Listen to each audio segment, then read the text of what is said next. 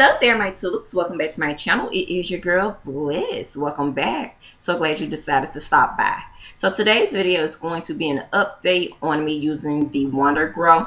This is my update as of September 23rd, 2022. I've been using this particular grease, Wonder Grow, for all this time for the month of September. And I just kind of wanted to share with you guys some of the new growth that I've gotten since using this particular product. Now, I do have a little dandruff going on here and I'm working on that, but for the most part I do see some new growth happening on this particular side of my head, as you guys can see here. So I love it. I'm slowly starting to become a fan of the scent, but you guys, a lot of you guys may not like it. If you're new tuning in, I'm giving you a warm welcome.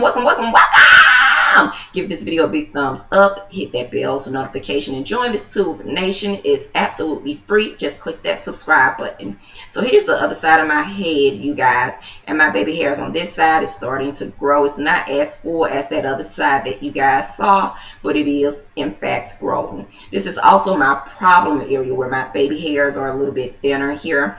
So got into a fight as a teenager and a young lady pulled out one of my braids and it was popping.